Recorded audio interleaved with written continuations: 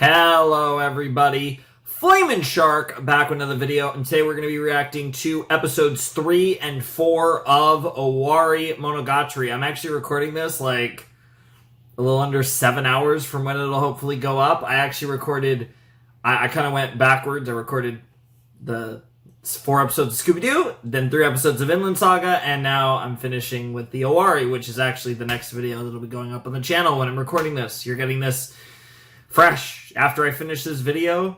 It'll be like 6:30 in the morning, and then I'll edit those 3 videos I mentioned, and this one I'll render and upload and get ready, and yeah. But hey, you know, I got everything ready through Saturday now, at least recorded, except for this, which I'm doing right now for literally today. But yeah, I'm very excited for Owari 3 and 4. We introduced Owarimonogatari with Ougi formula last time. It was an interesting pair of episodes, finally focusing on Ougi.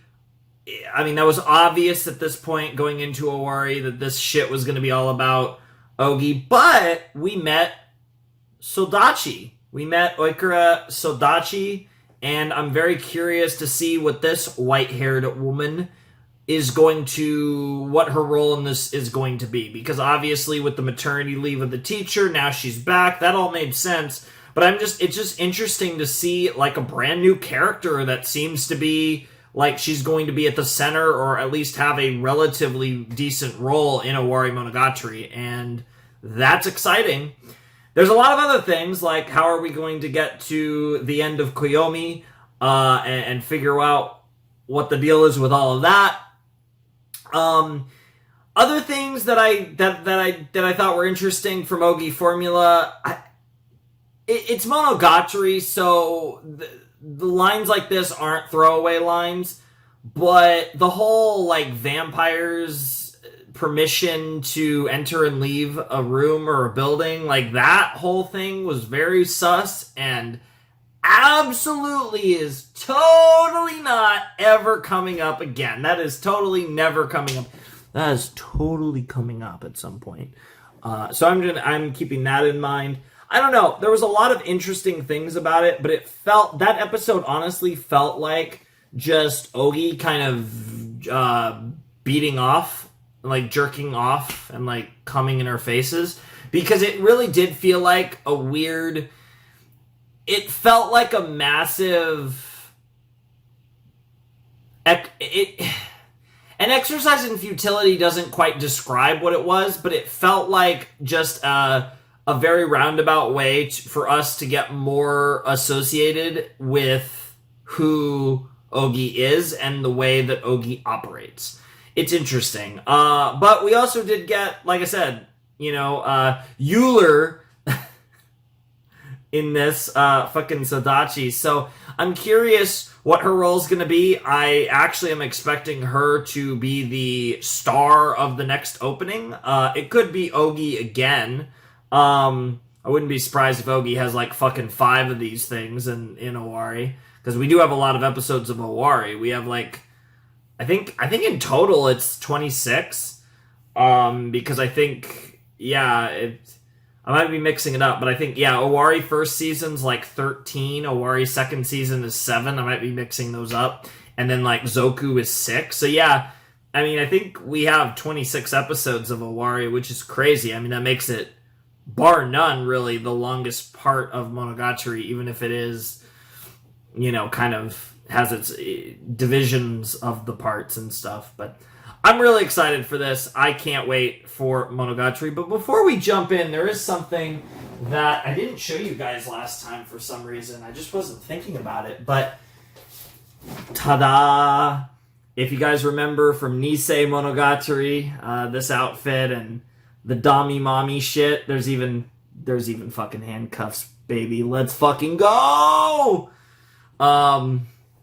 But yeah, there's the handcuffs, there's the fucking drink, it's fucking, there's like a bunch of fucking little shit in here. But this is a really funny figure from Nisei Monogatari that I figured I would get. Get it? Figured. Haha. Yeah, so this is a figure that I own. I actually am up to 20. I actually own 20 figures related to various anime. I mean, I guess 19. It depends on, I guess, if you count Ruby back here, but yeah. No, I've been wanting to get a Monogatari figure for a while, and it's a cool case where I was able to actually show you guys. There was a lot that I considered, but I ended up getting that Nisei Monogatari Senjo Gahara figure. I thought that was a really cool one. I really liked it, and I thought it's a really meme scene that it references, of course, the beginning of Nisei, which is just really fucking funny. So I thought that it was the perfect choice. I really liked it. There's so many good Monogatari figures. It's definitely like one of those series where it's like I could see myself years from now owning like a fuck ton of Monogatari figures, because there's just, all the characters look amazing. There's tons of great figures. So it's definitely a series that I will dive back into with figures in the future, no doubt about that. But I actually got a chance to show you guys in a reaction. Most of the time when I get figures, I'm done with the series. Either the series is totally done or whatever. Like, I've been able to show, I think, my Attack on Titan figures and Attack on Titan videos. I got to show my Madoka figure when I reacted to Rebellion, because at that point I had the figure after watching it, because there was quite a bit of time between that. Like, I actually have another Madoka figure now, which, you know, don't get a chance to show. But the point is, maybe I'd have to make a video sometime of showing off figures, but it's like weird, because it's like some of them, like, actually a fair amount of them, like at least a couple, are like just straight up spoilers for series. So it's like a really awkward thing where it's like, even if I did make a video about it, I'd probably have to like save those for last and mention like, this is a spoiler for XYZ series and stuff. I don't know. But yeah, no, that I thought that was cool. I actually just totally forgot to show you guys in Owari 1 and 2, because I did have it. I just forgot. It doesn't matter now. Let's jump into episode 3 of Owarimonogatari. I don't know the title. We're about to find out, I assume. So let's jump in 3, 2, 1, and play.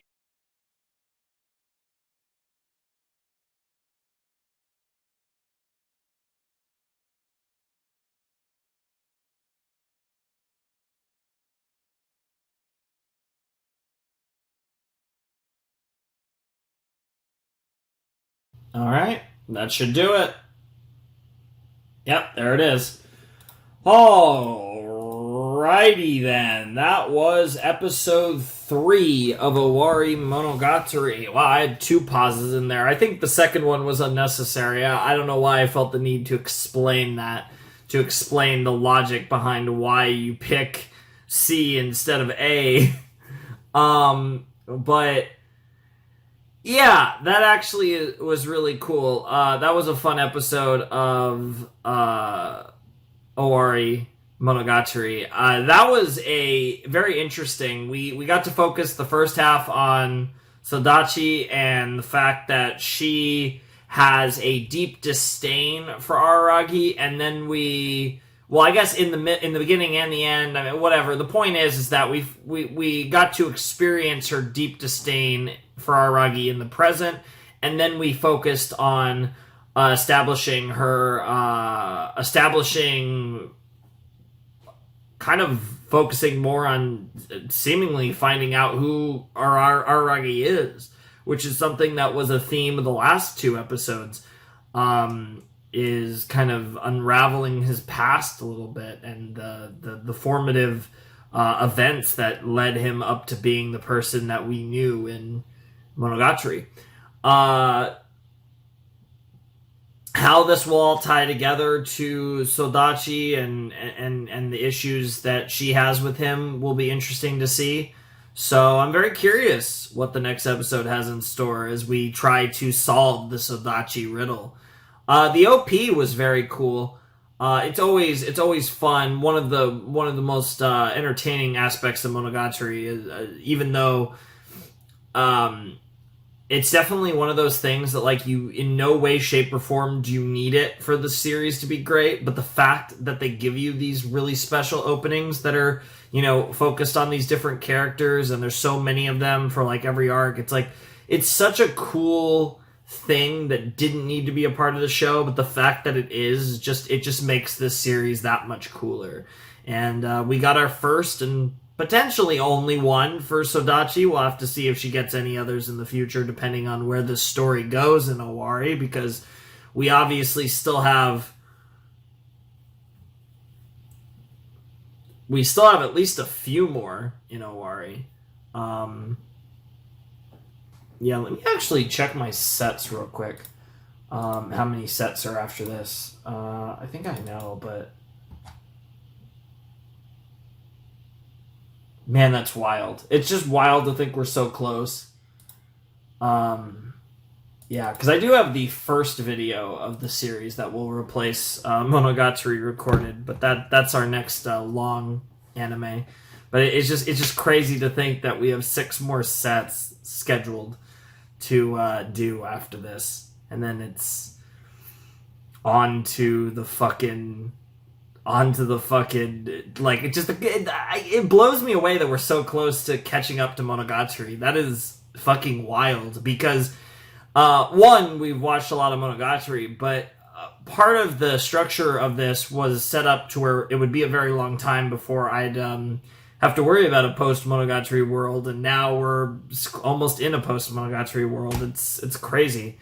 But yeah, no, that was an awesome episode. I did really enjoy it. I think Ougi kind of directing, she's like the conductor, she's orchestrating things, but not it feels like in a relatively passive way, but she does have her way of just getting involved in everything and just, helping Araragi solve these mysteries and getting him to talk his ass off while they do. And it's really interesting to watch her work. And I have no idea what she's up to, but it's really interesting to see her do Ougi things.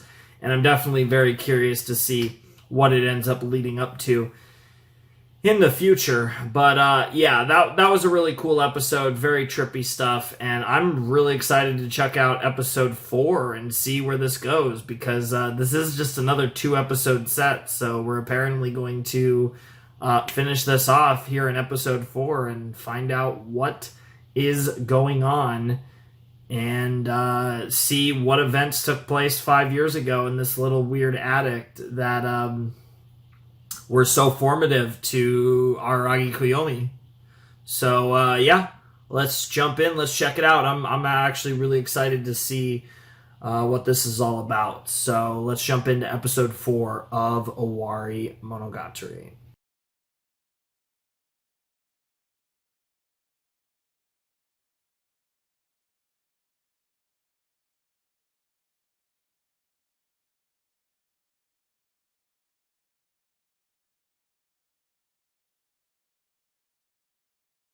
It is interesting that the Sodachi thing is like intrinsically relevant to seemingly potentially all of Owarimonogatari. That, this is kind of like, she is a main character, it seems like, of Owarimonogatari alongside Ougi and Araragi, which is really cool. It's also cool to see Hanakawa multiple times. That's actually nice, even if she hasn't done much. We even got a little peek of Senjo, which was great, especially after I shut off the Senjo figure.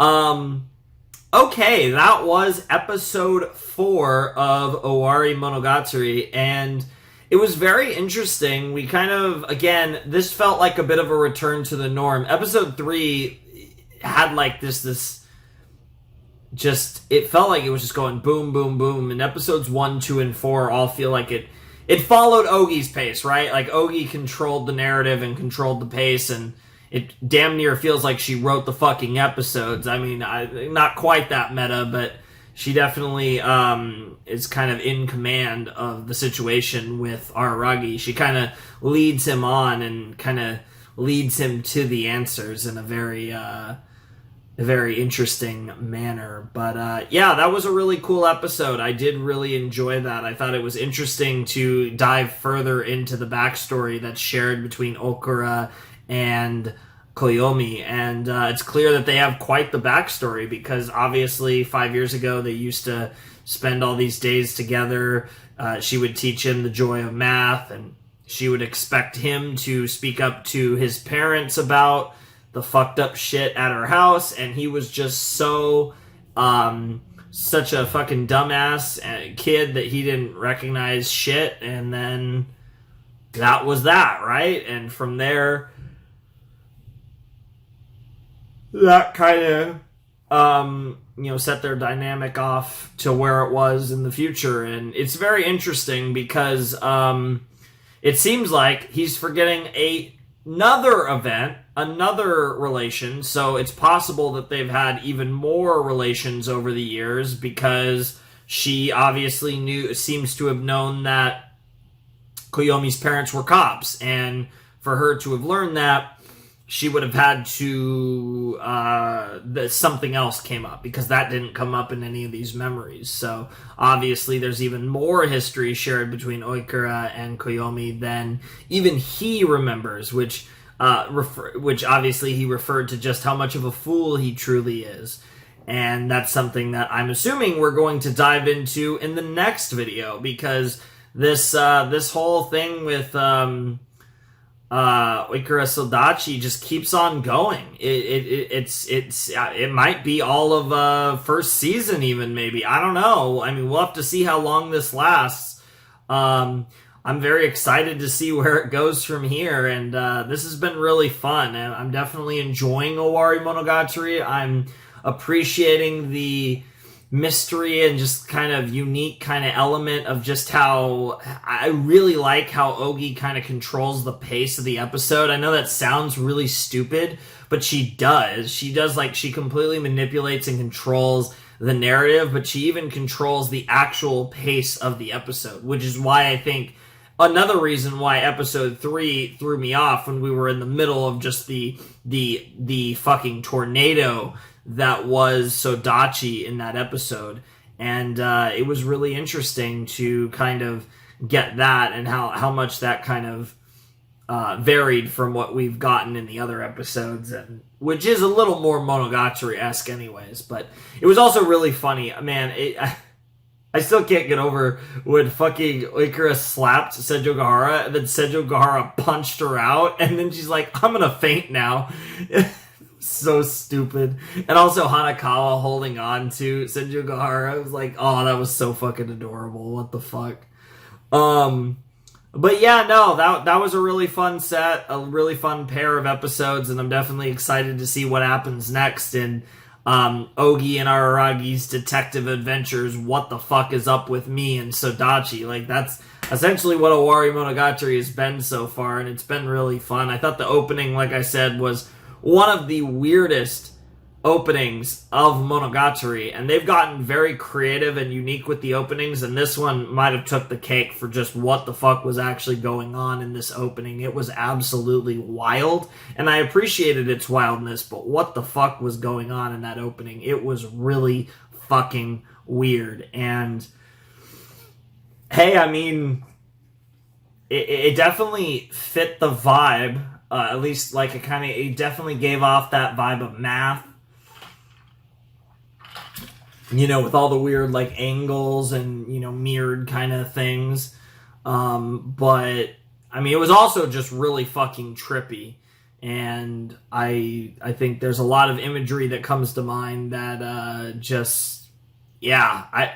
that's a wild one. And they do a lot of cool tricks with the openings, and they do with the show itself as well. But that was just a wild fucking thing, and I don't even know really what to say about that. It was probably the strangest opening of Monogatari, which probably by default makes it one of the better ones. I did enjoy it quite a bit, but it was a very interesting opening, to say the least. And I really liked the song. I thought the song was really cool. I really liked how it sounded.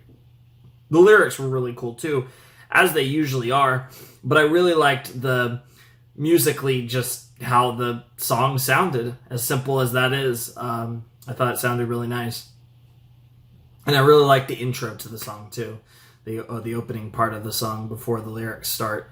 Yeah, that was a fun pair of episodes. I don't think I have much else to say about them. They were very interesting, and I'm curious to learn even more about Oikura in the next set and get even more of Ougi being an absolute just goddess, just fucking leading us along by the fucking string. And just fucking until whatever the fuck she's gonna do. God only knows. But yeah, I think that's going to do it for our reaction to episodes 3 and 4 of Owarimonogatari. So if you want to support the channel, my Patreon's down below in the description, as is my Discord server if you want to hang out there. Ladies and gentlemen, boys and girls, those of you who have not yet decided, without any further ado, it is time for me to bid you adieu. Flamin' Shark signing out. Hope you guys have a wonderful, fantastical day, and I'll see you next time with another video. Thanks for watching. Peace.